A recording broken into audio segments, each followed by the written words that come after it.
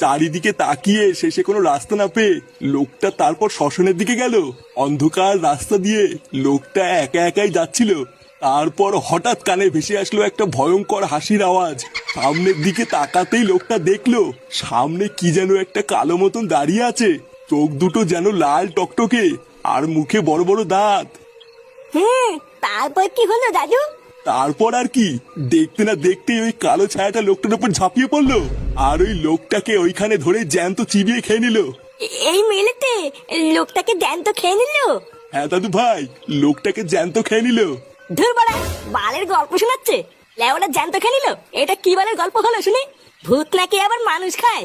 শোন, এই দুনিয়াতে এমন কিছু নেই যেটা সম্ভব না, বুঝলি তো? যেদিন নিজের চোখে দেখবি সেদিন বুঝবি কেমন লাগে। ভূত আমার বাল করবে? এ ফাটা, তুই এই পাগলা চোদা দাদুর সাথে বেশিক্ষণ থাকিস না, বুঝলি তো? তাহলে বাড়ার বাল দেখবি তুই কোন সময় পাগল চোদা হয়ে গেছিস। ফুটো, এ ফুটো, ফুটো। ওই যে চলে এসেছে তোর বারোচোদা বন্ধুগুলো। এবার যাও, ওদের লেওড়া ধরে ঝুলতে ঝুলতে ক্লাবের দিকে যাও। দাদু, আমিও ঝুলবো? লেওড়াটা কি গো?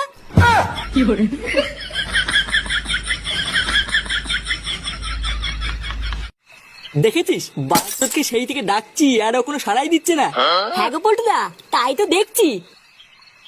এ কি রে, তোরা এই সন্ধ্যাবেলায়? লেওরা ওই দিককার কোনো খবর পেয়েছিস নাকি? খবর কই না তো।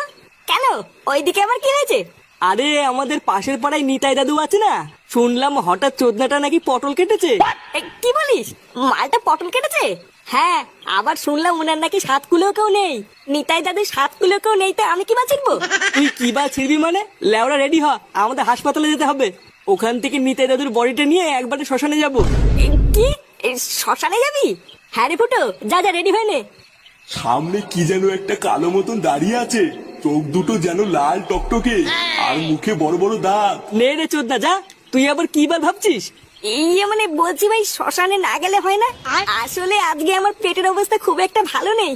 এই মানে যেখানে সেখানে পক করে বেরিয়ে যাচ্ছে, বুঝলি তো? এই মেরেছে পল্টুদা, ফুটো না গেলে কি করে হবে? আরে তুই অত চাপ নিতিস কেন? ওর যদি অতই সমস্যা হয় তাহলে ওর কোনো কাজ করা লাগবে না। ও না হলে ওরা শুধু পিছন পিছনে খই ছিটাবে।